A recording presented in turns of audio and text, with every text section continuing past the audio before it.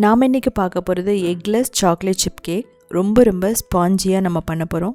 அதுவும் இல்லாமல் இதில் பார்த்தீங்கன்னா நான் வந்து பட்டர், தயிர், அதுக்கப்புறம் ஒயிட் சுகர் இது எதுவுமே வந்து ஆட் பண்ணல.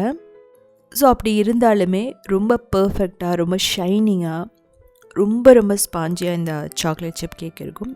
டேஸ்ட் வைஸ் பார்த்திங்கன்னா நம்ம எக் ஆட் பண்ணுறத விட இது வந்து ரொம்ப டேஸ்ட்டாக இருக்கும். ஸோ ஒரு 2-3 நாளைக்கும் வச்சுக்கலாம். ஸோ கெட்டு போகாது.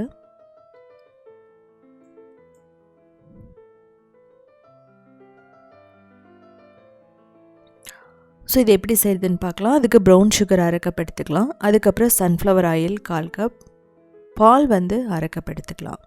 இதெல்லாம் ஊற்றிட்டு நம்ம வனிலா எசன்ஸ் ஒரு 1/2 டீஸ்பூன் போட்டுட்டு நல்லா பீட் பண்ணணும். இது பீட் பண்ணும்போது என்ன ஆகும்னா அந்த ப்ரௌன் சுகர் வந்து நல்லா கரைஞ்சிடும். இன்கேஸ் உங்கள்கிட்ட ப்ரௌன் சுகர் இல்லைன்னா நீங்கள் வந்து ஜாகரி பவுடர் யூஸ் பண்ணலாம், இல்லைன்னா ஜாகரி சிரப் யூஸ் பண்ணலாம். இப்போ கொக்கோ பவுடர் வந்து நான் போட்டிருக்கேன் ஒரு 5 டேபிள் ஸ்பூன், அதாவது 1/5 கப் நம்ம எடுத்துக்கலாம். இதையும் பார்த்தீங்கன்னா இதில் நல்லா வந்து மிக்ஸ் பண்ணிக்கணும். நீங்கள் பால் சூடான பால் கூட ஊற்றலாம். இப்போ கோதுமை மாவு இல்லைன்னா மைதா அது வந்து 1 cup, baking powder 1 teaspoon, baking soda 1/2 teaspoon போட்டுக்கலாம். இதையும் பார்த்தீங்கன்னா நல்லா கட்டி இல்லாமல் கலக்கணும். இன்னொரு முக்கியமான விஷயம், இதை வந்து ரொம்ப நேரம் வந்து மிக்ஸ் பண்ணிகிட்டே இருக்கக்கூடாது.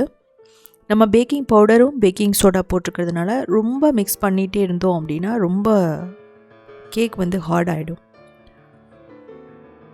இந்த ஸ்டேஜில் கன்சிஸ்டன்சி திக்காக இருந்ததுன்னா நீங்கள் எக்ஸ்ட்ரா பால் ஊற்றி மிக்ஸ் பண்ணிக்கலாம். இப்போ நான் சாக்லேட் சிப்ஸ் வந்து போட்டிருக்கேன் ஒரு 1/3 கப், நீங்கள் 1/2 கப் கூட போட்டுக்கலாம்.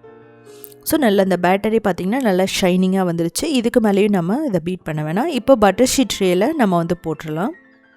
நீங்கள் எந்த டின் வேணாலும் எடுத்துக்கலாம், ரவுண்டு, ரெக்டாங்கிள் எது வேணாலும் எடுத்துக்கலாம். ஸோ பர்ஃபெக்டாக நமக்கு ரெடி ஆகிடுச்சு. இதுக்கப்புறம் நான் ப்ரீஹீட் பண்ண அவனில் வந்து நான் என்ன பண்ண போகிறேன் அப்படின்னா வைக்க போகிறேன். 10 மினிட்ஸ் 250 டிகிரியில் ஓடிஜியோ இல்லை அவனையோ ப்ரீஹீட் பண்ணிக்கோங்க. அதுக்கப்புறம் ஒரு 45 மினிட்ஸ் வந்து நீங்கள் 180 டிகிரியில் நம்ம பேக் பண்ணணும்.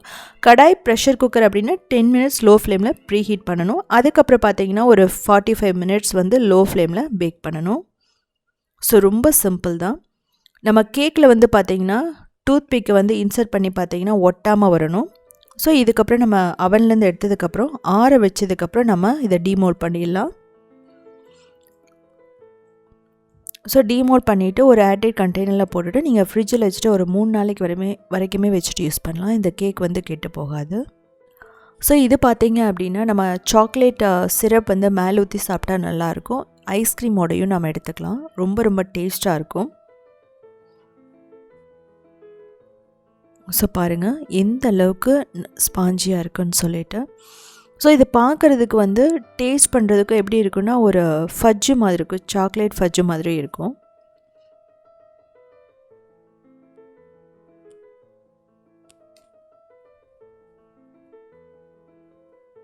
ஸோ ரொம்ப சூப்பரான சாக்லேட் கேக் ரெடி ஆகிடுச்சு. இதுக்கு தேவையான பொருட்கள் வந்து நான் முன்னாடியே கொடுத்துருக்கேன், நீங்கள் பார்த்துக்கலாம். ஸோ செஞ்சு பார்த்துட்டு எப்படி இருந்துச்சுன்னு சொல்லிவிட்டு கமெண்ட் பண்ணுங்கள்.